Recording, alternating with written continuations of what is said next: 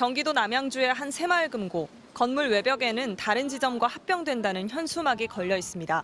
갑작스런 폐업 소식에 최근에는 새마을금고의 대출 연체율이 크게 올랐다는 소식까지 들어오면서 불안한 마음에 고객들의 발길이 이어지고 있습니다. 한 난리나는 소리가 나서 들어 나와본 거예요. 어떻게 된 건가. 직원들은 해명하느라 진땀입니다.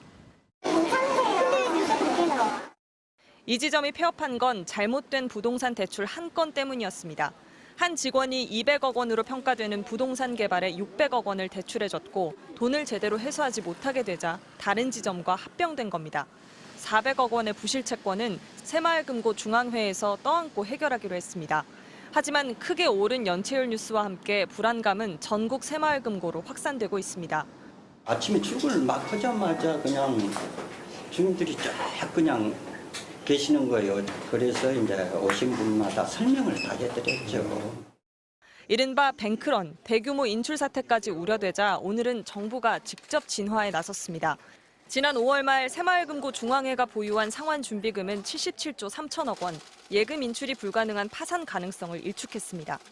또 최근 중도 해지한 예적금을 다시 맡길 경우 기존의 이자 혜택을 그대로 적용시키고 비과세 혜택도 유지하기로 했습니다.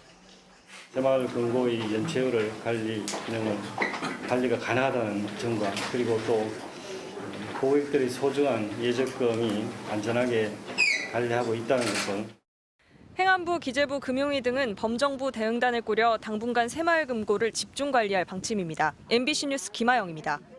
네, 방금 보도한 경제팀 김아영 기자와 함께 좀 더 자세한 얘기 나눠보겠습니다. 자, 김 기자.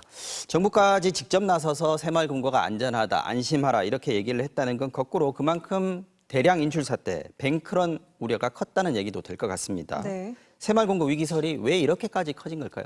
네, 문제의 시작은 부동산 PF 대출입니다. 네. 아시다시피 작년부터 부동산 경기 침체 때문에 이 PF 대출 부실이 불거지면서 돈 빌려준 증권사들 중에서 그리고 금융사들 중에서도 좀 난감해하는 그런 기관들이 좀 있었죠. 계속 나왔던 얘기예요. 여기서. 네, 특히 새마을금고의 타격이 좀 컸습니다. 네.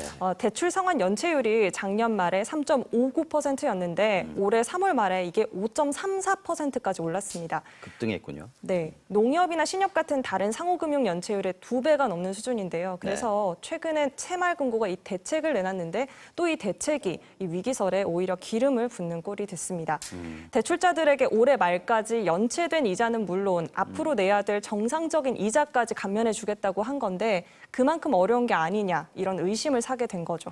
자, 그런 와중에 아까 리포트에도 나왔듯이 지난달 남양주 동부 새마을금고죠. 네. 폐업까지 결정되니까 고객들 입장에서는 정말로 무슨 일이 생기는 거 아니냐 불안할 수밖에 없었겠네요. 네. 자, 그런데 정작 이 지점이 폐업된 거는 보니까 연체율하고는 무관해요. 대출 직원의 잘못 때문이었다는 거죠. 네, 맞습니다. 새마을금고 중앙에도 이 해당 금고의 경우에는 이 대출 사고가 일어나기 전까지는 전국 금고의 평균 연체율보다도 낮은 수준의 연체율을 갖고 있었다고 그렇게 해명을 했는데요. 그렇군요. 네, 하지만 연체율이 10%를 넘긴 금고가 현재 30곳 정도 있기 때문에 네. 행안부가 10일부터는 특별 검사에 들어가겠다고 밝혔습니다. 자, 그런데 이 새마을금고의 연체율이 유독 높은 게 이게 관리 주체가 금융당국이 아니고 행안부더군요. 네. 그것 때문에 그런 거 아니냐 이런 얘기들도 나오는데 어떻습니까? 뭐 그런 얘기가 나오고 있죠. 사실 새마을금고에서는 이제 연체율뿐만이 아니라 네. 직원들의 횡령이나 비리 의혹 이런 것들도 줄곧 이어졌습니다. 네. 최근에는 10년 넘게 고객 돈을 인출하고 심지어 대출까지 만들어서 129억 원을 횡령한 지역 새마을금고 임직원들이 법원에서 징역형을 선고받기도 했는데요. 네. 이것 때문에 이제 행안부 관리가 너무 허술한 게 아니냐, 관리감독 주체를 행안부에서 금융당국으로 바꿔야 된다 이런 주장까지 나오고 있는 건데요. 네.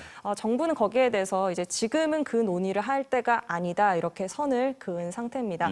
하지만 올해 새마을금고가 창립 60주년을 맞거든요. 네. 그래서 좀 어느 때보다 심각한 위기에 직면한 것은 아닌가 이렇게 보이기는 합니다. 네, 김아영 기자 잘 들었습니다.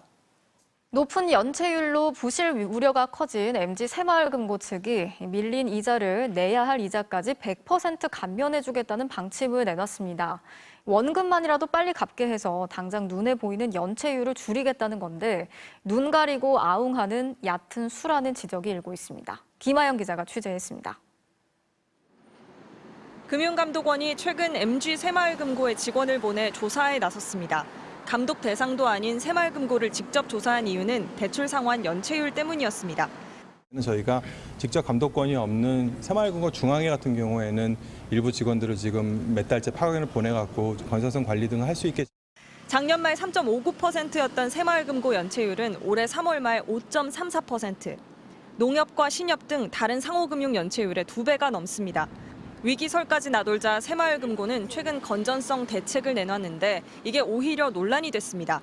올해 말까지 한정으로 연체된 이자는 물론 앞으로 내야 할 정상적인 이자까지 모두 감면해 주겠다는 겁니다. 각 지역 새마을금고 이사장의 승인만 받으면 되고 이자 액수의 제한도 없습니다. 채무조정 대상에는 장기간 이자가 밀린 악성 계좌는 물론 3개월 미만의 단기 연체 계좌까지도 포함된 걸로 전해졌습니다. 이자를 전액 감면해주면 연체 기록이 사라지고 연체율 집계에서도 빠지게 됩니다.